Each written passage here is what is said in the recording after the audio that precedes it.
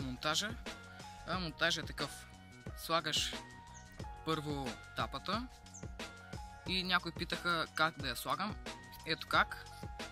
Слагате, мушкате влакното от тук и после отгоре слагате сламчицата. Правите си боя, нали, колкото искате да е. Слагате едно олово, зависи колко е голяма тапата. Тази е 25, оловото е 10.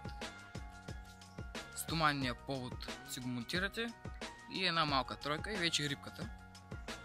И да.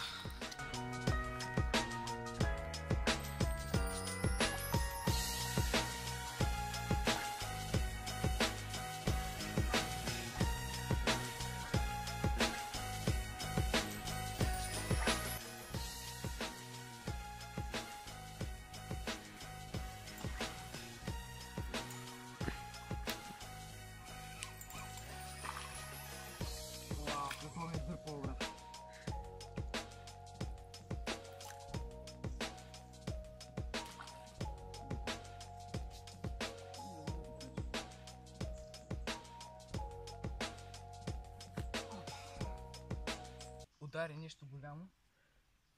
Поне си мисля, че беше голямо, взе доста добре. Днеска не сме на обичайното място, а сме малко по-далеч. Удари някаква штука, потопи, тръгна много зверски, докато взема камерата. Обаче се изкара тапата и излезе.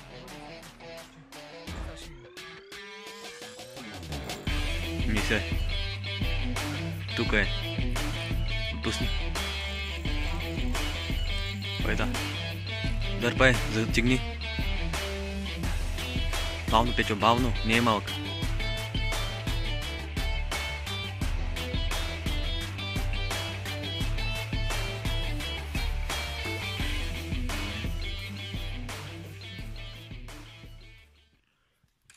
Малкичка. Малкичка, но наистина много добре взе. Покажи така. Да ти направя по една снимка. Налапа цялата риба. Толкова много време не бях хващал штука. Ето я, маниче, но доста стръвно взе. Доста стръвно взе рибката. Погледнете само. Вижда ли се? Време е да го откачим. И ще пуснем щукичката. Ето е щукичката.